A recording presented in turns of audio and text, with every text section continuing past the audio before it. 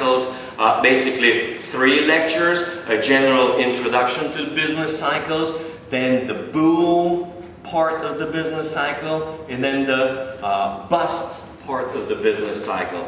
So number 1 is terminology.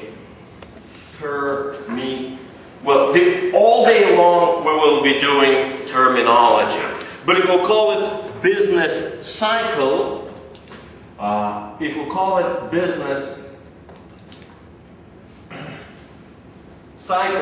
how else is it usually called? So it is called equal to boom-bust cycle.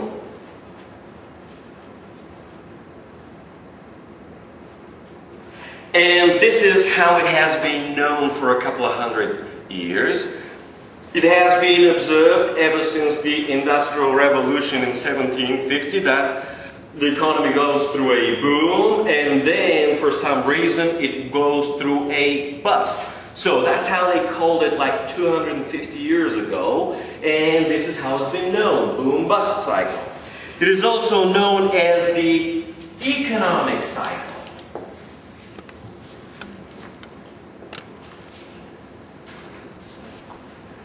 So it is the general movement of the overall economy up and down in a fairly long period of time, anywhere between 2-3 years to as long as 15-20 years. So this is the overall movement of the general economy, the movement on the way up and the movement on the way down. Number 2, it is important to understand that there is a difference between a business fluctuations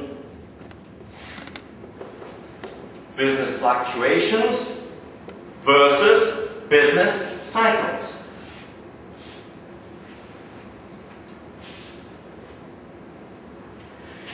Business fluctuations are associated with some one-time shock on the economy.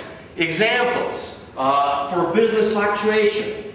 There will be possibly a war. Of course, if you have a war, things change. It is not part of the business cycle. However, the economy moves into a, let's say, military boom or some sort of post-war bust, you have extraordinary circumstance. Another example, completely different, will be a pest. You know what's a pest, guys?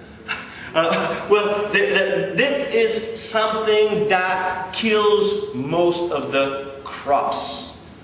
So, back at least in the older days, well, even now, many economies are agricultural by nature. It is some sort of a disease which kills the crop. Well, you get to wipe out 10 or 20% of the crop, and the crop in an agricultural society could be 30, 50 or 80% of the whole economy, and suddenly a disease will definitely make a wild swing in the economy. Another will be natural disaster. Natural disaster like a tsunami, a hurricane, or an earthquake will certainly or could possibly affect the economy in a big way. So, of course, all of the consequences, sometimes it could take a year or 2 years, could affect the economy. It may not devastate the whole economy, but it's sufficient to devastate some particular crucial piece of infrastructure, like a port, New Orleans, right? Or some other stuff where suddenly the whole traffic in and out of the country or through the economy, suddenly the traffic is hampered, and this causes fundamental problems with the economy. So these represent some examples of these fluctuations. If you apply certain policies which change the economy, will it be? No. It is economic policies are definitely part of the business cycle. Oh, let's try another one that you reminded me right now. Let's call it an embargo. Suddenly you're called the evil Satan or some country, and suddenly a politician of a country says, we're not going to ship you oil. For example, that happened in the first oil shock in 1973, where Arab countries did not like the US's involvement in the Yom Kippur War, which was war with Israel, 1973, October, with some Arabic countries. The US supported that war. So Arabic countries says, oh, if you're going to be supporting the Israelis, we're going to cut off your oil. Well, they cut off the oil, and you should know by now that modern economies run on crude oil. You cut off the oil, the economy grinds to a halt. So suddenly Americans aren't working, but instead are on a gas station waiting to fill up their tank. Because without gas in the tank, they can't go to work, they can't go shopping, they can't do anything, all right? The economy stagnates or freezes. So that will be an example. Some other types of embargoes, of course, are possible. It could be even war embargoes. The country might not be part of the war, but some other neighboring country may be part of the war. And if that country is supporting military, and the international community may possibly impose an embargo, right? So, these are business fluctuations, and you should never mistake business fluctuations for business cycles. Business cycles are inherent in the economy. It is an overall up and down move driven by other things than external shocks. So, business fluctuation, usually some sort of a shock is shifting the output in the economy. Now you have what's called a real business cycle theory, and according to real business cycle theory, it is almost exclusively accumulation of various shocks, positive shocks or negative shocks, that drive the economy upward or downward. What about the positive shock that could drive a business fluctuation? Well, you find a nice, big, rich, let's say, oil in Kazakhstan or in the Caspian. And suddenly, the economy is so much better, more productive and whatnot, at least for a while. North Sea, Norway and Great Britain, they found an oil. And of course, that was a very long-term positive shock for these economies. Of course, we're going to get a nice fluctuation if we could find here in Bulgaria a natural gas well. Of course, these are examples of positive shocks. Another example of a positive shock not associated with the business cycle will be, let's say, 2007, Bulgaria enters the European Union. Or, for example, we haven't done so yet, but maybe we will join the Eurozone and convert the leva into euro, which will allow people to feel more confident about the currency and about the national banking system. So all of these are examples of business fluctuations. Questions? So it's all about political challenges. So it's all about the political challenges. I never said political.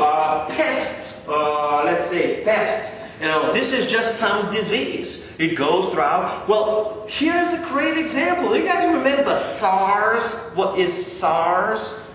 Well, this is the avian flu that was, what's the avian flu? The bird flu, which was plaguing a number of Asian, sometimes it's even now called the Asian flu, which was plaguing some countries. China was one of them, maybe Hong Kong, I'm not sure, maybe Singapore. So these countries, this thing, what? A lot of people decided not to go out, they had to wear masks and a whole bunch of precautions, which was strictly a heavy negative shock. So nobody said anything about political. It could be, but it does not have to be. Tornado certainly has nothing to do, or earthquake. So these here natural disasters definitely are not in any way political. All right? Let's see what else.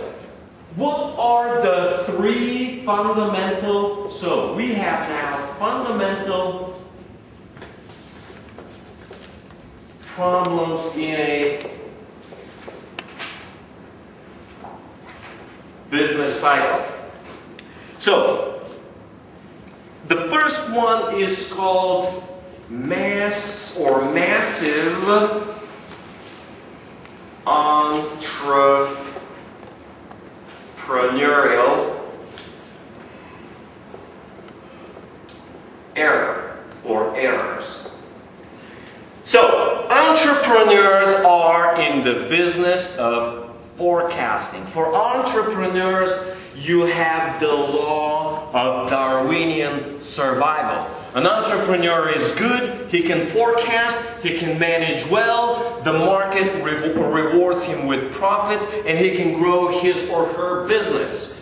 Those entrepreneurs that are not good, incompetent, have poor ideas, have management skills, these entrepreneurs lose their capital and no longer run any businesses. So entrepreneurs usually must survive, and their survival depends on their business skills of forecasting the market, the economy, and so forth. So entrepreneurs are the experts in economic forecasting. What turns out to be true during the bust is that during the bust there is a revelation of massive errors that were made by entrepreneurs. Like mortgage lenders during the real estate boom in the United States, they were lending money like, crazy, and suddenly we realized, 2006-07, as the subprime meltdown began to, take hold, everybody realized that this whole thing was one giant bubble, that everyone was doing crazy things. But the question is, how come entrepreneurs, by the nature of their survival, are all, making the same errors? Same thing with construction companies, real estate construction companies. They have been for 20, 30, 50, some of them more than 80 years in business. And now they are almost bankrupt. What made them make this mistake? Now, you got to understand the difference. The difference here is the key word, massive. During the normal course of business. Nothing to do with the business cycle. There are always businessmen that make errors, and there are always businesses that go bankrupt. Bankruptcy is natural. But in a business cycle, what you have is massive, and I mean massive, a large percentage of businesses committed more or less the same or similar mistakes, which is extremely unnatural. It's kind of like people in a society. We have 1,000 students. There are always 10 or 20 students that are sick. One has a headache, another has a stomach ache, somebody, hurt his finger. Of course, we're not talking about this. We're talking when out of 1,000 students, 300 or 350 are having some sort of health problems, and these health problems are very similar to each other. This is the type of scale we're talking about. Large scale errors occurred by a large number of people, which are supposedly phenomenally smart, right? I mean, you got to understand that all of these entrepreneurs, we're talking also about the CEOs of major corporations, they make like $20, $30 million salaries. They make $5, $10 million or more bonuses per year. They have Harvard degrees and 20, 30, 40, and some of them 50 years of experience. And still, they made the same mistakes like any others. All right, is this fairly clear? So, the business cycle must explain this phenomenon. The next thing that must explain is rising prices during the boom. During the boom. It turns out, by pure observation, this is not a theoretical result. It is just an observation. You get an economic boom like we have now in Bulgaria and we've had for the last 5 or 6 years. You observe the overall price level to be increasing, but more importantly, you observe asset prices to rise. Asset prices, I mean real estate prices, stock market prices or stock market indices, or prices of stocks, and possibly prices of bonds. When these prices are rising, they happen to be rising throughout the boom. It is a general observation which we observe in every business cycle. Let's just mention there have been roughly 15 of them throughout the 19th century, about 10 of them throughout the 20th century. So we have plenty of observations, and this is a common feature of them all, which must be explained. Of course, it's easy to explain with inflation, but we gotta put it together in a bigger picture. And there is another very interesting part which I mentioned but not quite, is that capital prices, again, capital as in the higher order capital goods. So capital prices rise faster than consumer prices during the boom. So, during the boom, capital prices rise a lot faster than consumer goods, and during the bust, capital prices fall a lot lower. So, capital prices are more volatile. In the boom, they rise faster, and in the bust, they fall faster. So the question is, how do we explain this common, straightforward observation throughout every business cycle? By capital prices, I mean what I just said a little while ago, stock prices, real estate prices. So, usually, let's say stock market rises by 30%, consumer prices by 10%. Real estate prices by 30%, let's say food and other stuff by 10%.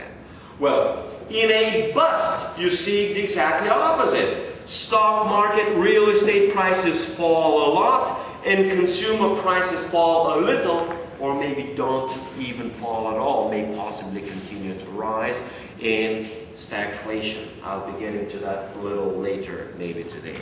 Alright, so these are the fundamental problems or issues which are what's called recurring. So these occur in every cycle, we observe them every time, and if we're going to have a business cycle theory, it must explain these three. And if it doesn't explain these three, it is not a good business cycle theory. Alright, simple as that. Questions up to this point? No questions? Alright, let's move on. Phases of the cycle. So, phases. Let's do number 4.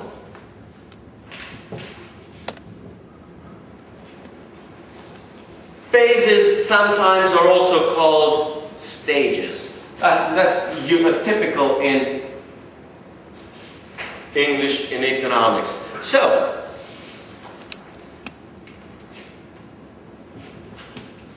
the first one is called, or has been called, a boom, or the boom. And it is also known as the expansion. Sometimes, but extremely rarely, journalists and others just refer it to as growth. As growth. But growth is absolutely unacceptable. Unacceptable. You cannot use it, but sometimes people do.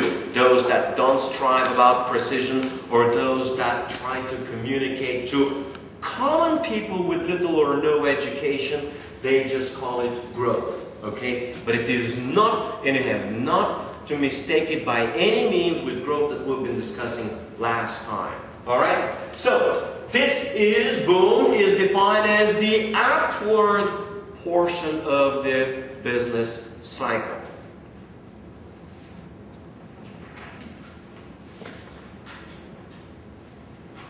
Once you go through the boom, you reach the point where the boom turns into a bust.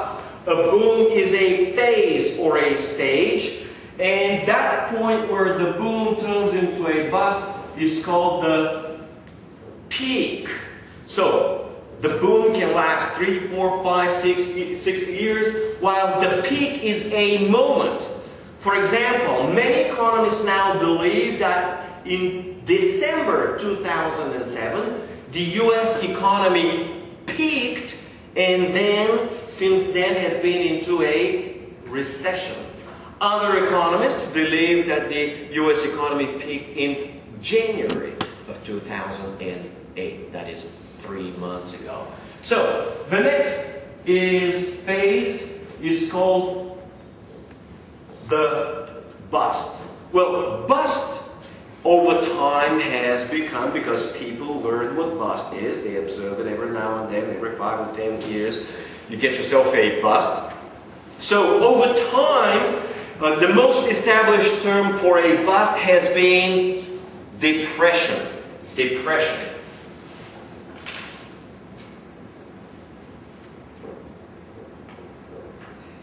And commonly throughout the 19th century, people called it a depression, and depression was okay. So when, they meant depression, they kind of meant two different things. Number one, they meant that the economy or economic activity was depressed, and therefore depression. But they also meant a completely different thing.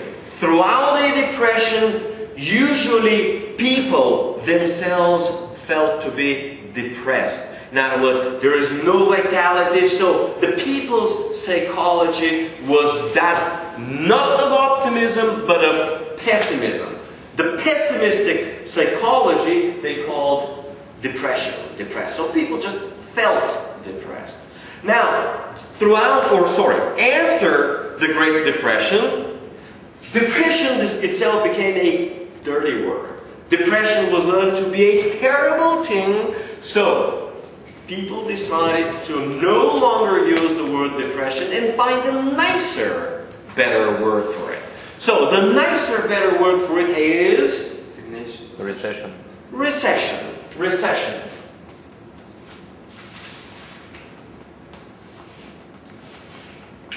Well, there was a recession throughout the 1970s, 73, 74. There was another really bad recession, 1979, 1980. And then there was another one in 81, 82. So, literally, in a matter of from 78-9 through 82, you had two, what's called back-to-back recessions.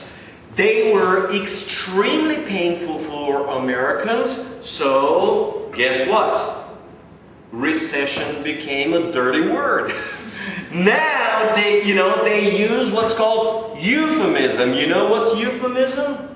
Now this is a word which describes something, but not in as ugly and direct words. But it kind of says what it is, but not really. It softens the real meaning. Well, let's try slow down.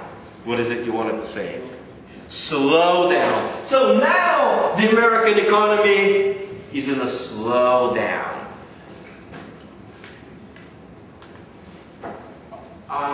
Slow down, it's a little tricky here. British English, I think it has a dash. American English has no dash. It's one word, alright? So slow down.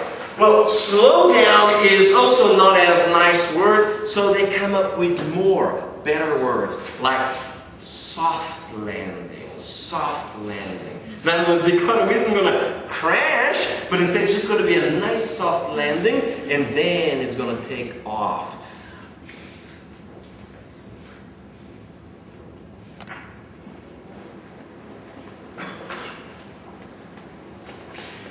Of course, some economists might really want to say that the economy isn't really going to, land softly, and they really want to say that the economy is going to be in deeper trouble, but it can't use depression because it's not politically correct, or recession. So use that new word, hard landing, hard landing.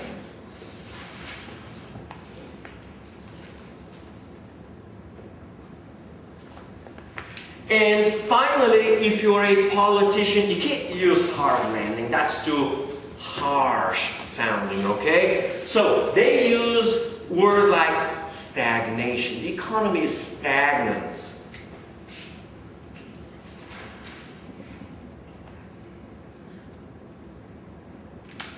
Well, stagnation means, let me explain, or is meant to be to mean that the economy is not contracting, but is growing at extremely low rates. So, if the economy normally grows at 4%, that's the long-term growth, then stagnation and stagnant economy will be economy grows like 0.5% or 1%. In other words, it grows well below the standard long-term growth level, but it still grows. Question?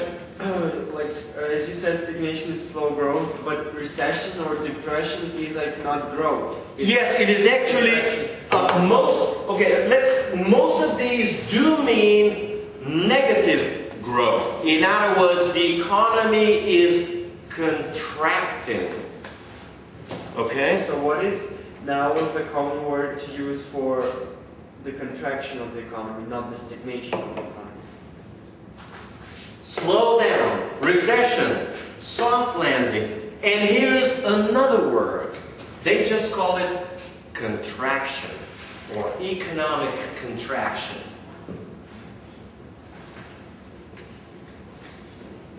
So here is another term which is commonly used. So I say, well, the US economy is experiencing economic contraction, and of course they will always tell you temporary, right? To mitigate the overall meaning of the same thing, and that is a bust. Alright, is this so far clear? Alright, let me try to do this. Let's draw a picture. This will be kind of like GDP, or we just call it Y, the output.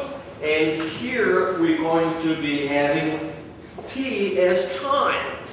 What I will draw is a straight line, and that straight line will represent long-term economic growth. In other words, growth over a couple of decades, 2, 3, 4 more decades.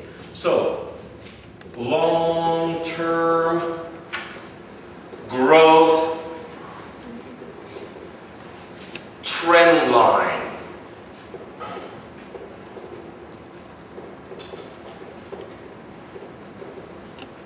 Alright? So, this is what we would have discussed last time. And now, the business cycle is simply a fluctuation around, and that fluctuation will be an upward and downward fluctuation around the long-term growth trend line. So, the upward portion here will be the boom. The point where, in math we call this local maximum occurs, we call the peak.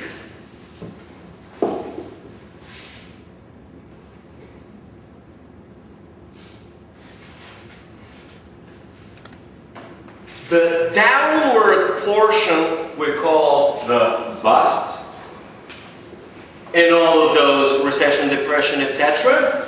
And the very bottom has a specific name. Let me add it here. It is called a trough. Trough. T-R-O-U-G-H. I'm not sure if there's H here. You're going to check it in the dictionary. I don't think, yes. Oh, I have notes. Trough. So the trough is also called the turning point.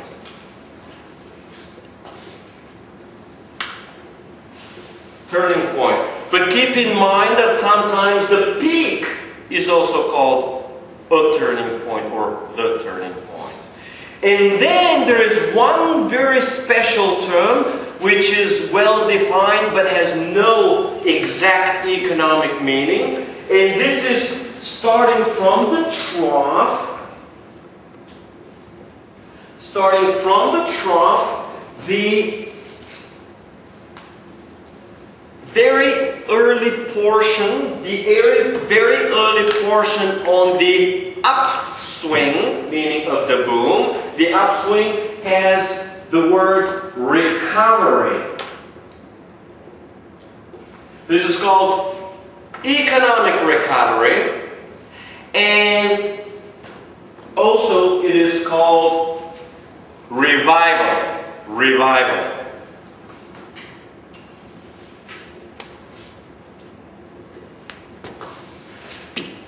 Let me clarify. The revival or the recovery always begins from the trough, but it is indeterminate how far it goes before the revival and recovery turns into a new boom. So it may be 3 months, it may be 6 months, it may be a year. It is really hard to say, depends on a lot of circumstances. There is no clear definition. Somehow people intuitively get to feel when the economy is recovering and when the economy is booming. It's just subjective, where the recovery ends and the real boom begins. But from trough to the next peak, the whole phase is called the boom, okay? Or economic expansion, sometimes called the growth part of the cycle, okay? Is this part of the terminology fairly clear? We have 15 more minutes, right? So, now let's try to provide a definition of the business cycle itself. So, a business cycle is the successive movement of the overall economy throughout boom, peak, bust, and trough. So it is the repetitive, successive. Successive means you go through these phases or stages successively, and it is repetitive. Boom, bust, boom, bust, boom, bust, or boom, peak, bust, trough. Boom, peak, bust, trough. All right? So, this successive motion through these stages is called the business cycle. Any questions before I move on? None. All right, let's see. Now, I have a large number, so this is 5 important characteristics.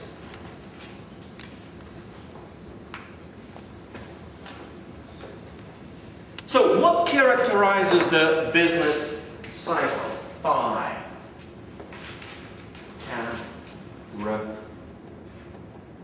characteristics. All right. The first important characteristic is that the business cycle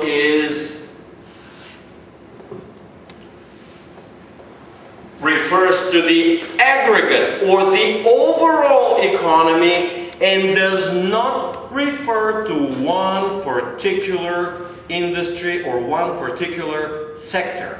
So it is always possible that one sector will go into a depression, but it doesn't mean that the economy itself is going into a depression. So business cycle must always involve the, what's called here, overall economy and not just the aggregate, okay?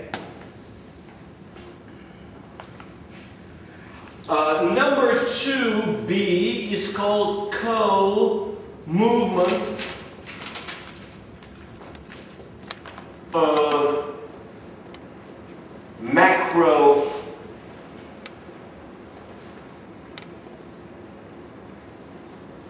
variables. So, throughout the business cycle, all the major macroeconomic variables, remember, inflation, unemployment, budget deficit, whatnot, usually move together, co-float or co-move together in a logical manner, which repeats over throughout from cycle to cycle to cycle. So, you should be observing this co-movement of these macro variables to be as is the typical pattern.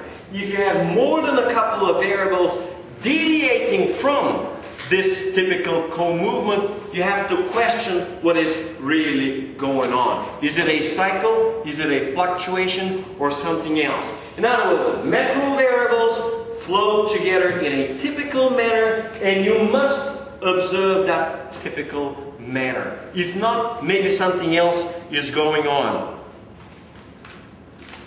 C is called persistence.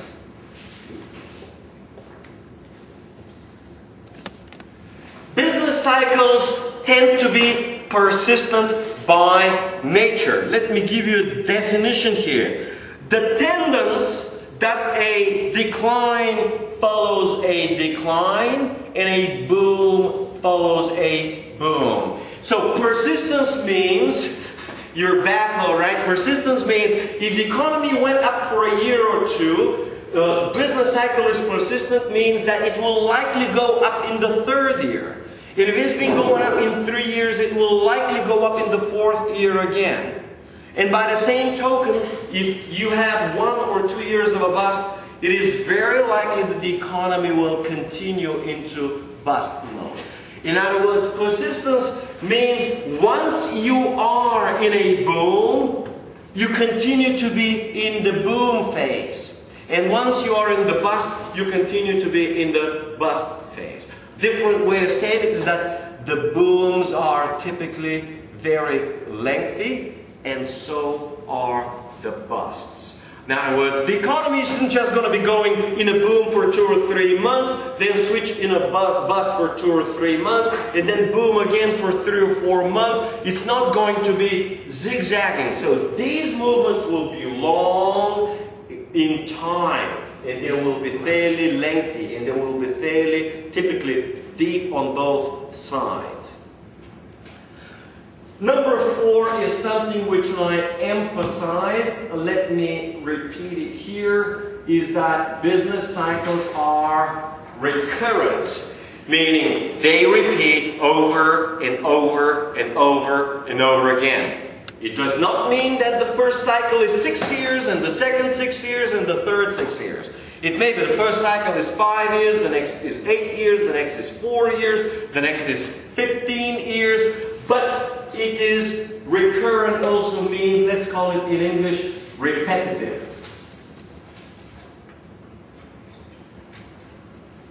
Business cycles are repetitive. It's not like you have a business cycle and the business cycle disappears and then nothing. Just a straight line long-term growth. Usually the economy doesn't work like that. Usually, at any point in time, you should be able to identify either a boom or a bust, or a in-between point, turning point. All right? B, C, D, E. Aperiodic. Business cycles are by nature aperiodic. Aperiodic means that the length of the cycle is indeterminate, and it may sometimes be longer than the average and sometimes shorter than the average. In other words, it has a varying period, or differently stated, it has fluctuating frequency, if we gotta use the engineering or mathematical terms. So, sometimes 5-year cycles, sometimes 15 years cycle. An example will be the one I gave you very earlier today. You had from 1971 to 1981 a recession. Then you had a short mini boom. It was actually more of a revival and recovery, and then the economy slipped into a second recession without actually being able to continue on the way up. So very hard to determine what is the length, and there is no fixed rule. For example, the Japanese economy has been in a bust for the last 17 years. They had a major boom throughout the 80s. They peaked in 1990. So from 1990 all the way to 2008, the Japanese economy has been in a bust. The Japanese government has tried to revive a number of times the economy. They were able to generate a revival that would last for 2 or 3 short years, and they were able to generate a mini boom within the context of this so far 17-year bust. But then, as the boom or revival was exhausted, the economy slipped itself into a bust. We might, provide some more explanation of that later. The next is amplitude, EF.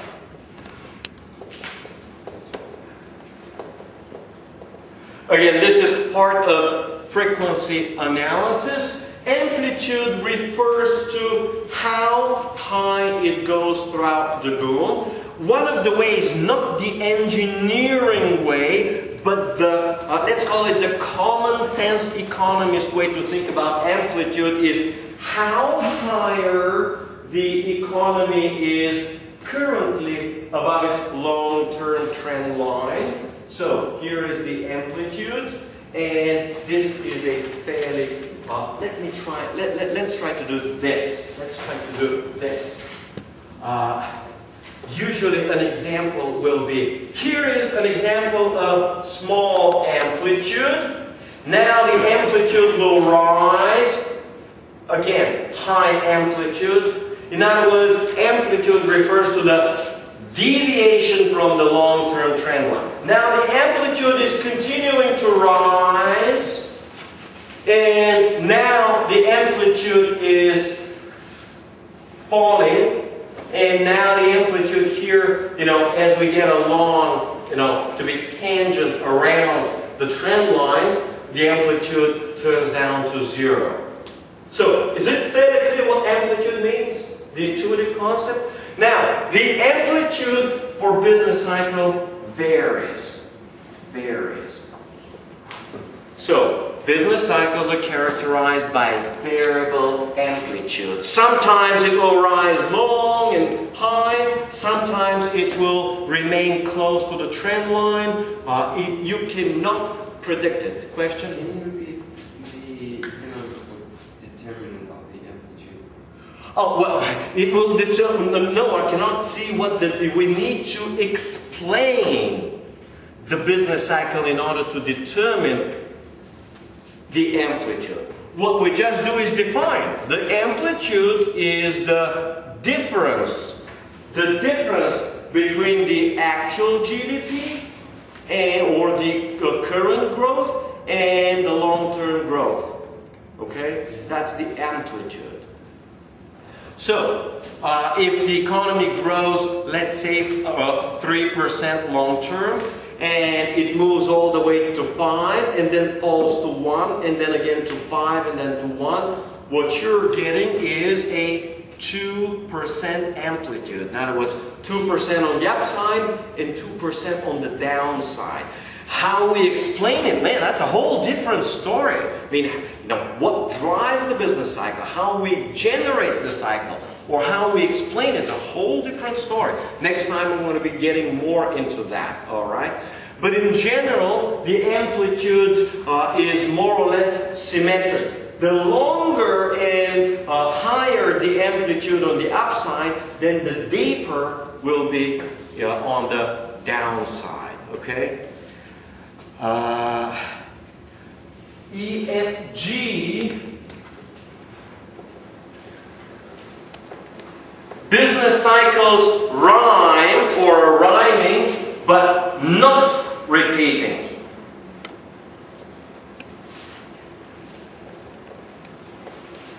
This is a general phrase that history rhymes but not repeats. What it means is that you're not going to get another business cycle like the previous or like some other previous business cycle 2, 3, or 5 cycles ago or 2, 3, or 5 decades ago. In other words, business cycles are very similar to each other, but they're not the same. You will have similar features. For example, the cycle of the 60s and the cycles of the 90s in the United States, the upward, the boom portion, is remarkably similar. Now, the bust that which started in 2000 and has been going on and even now is similar to the bust of the early 70s all the way to 1973. So the bust from 2000 to 2008 is similar to the bust from 1969 to 1973. Of course, a lot of differences out there, but the idea is that you will be finding similarities, but certainly they won't be the same.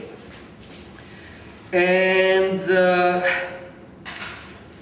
severity, EFGH, severity.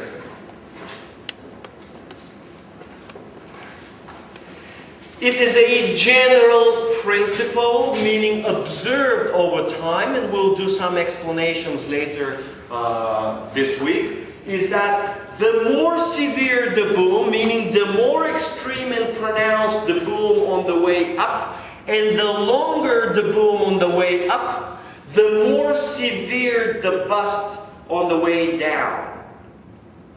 This is a general observation. That's number one. Number two is you may have a lengthy, prolonged boom, and it may be very extreme, and the bust may turn out to be mild but lengthy. Mild but lengthy. Let me try to draw a picture. The example will be Japan. So you get 1980, roughly 1990. Now is going to be 2000 and 2008. You have Japanese growth. The economy has had a major boom. And as the economy swung into a recession, it had a large boom, and then shallow recession, shallow boom, shallow recession, shallow boom. This whole thing is still a bust. But the point is that it is not necessary that if you're getting a wild boom, you're going to get, just like in the Great Depression, a major bust. Okay? Also, another general characteristic of this type is that the milder the bust, the longer it must run. In other words, in a bust has a job to do. Certain things must happen during a bust. So, if the bust is milder, it's got to run a lot longer in order to get the job done. Whatever these things are, they will come in a bust when we're studying necessary features of a bust. That's how we'll also know that the Japanese economy is, has not recovered. Is it time right now? Okay, so we're done for today. I'll continue where we finished.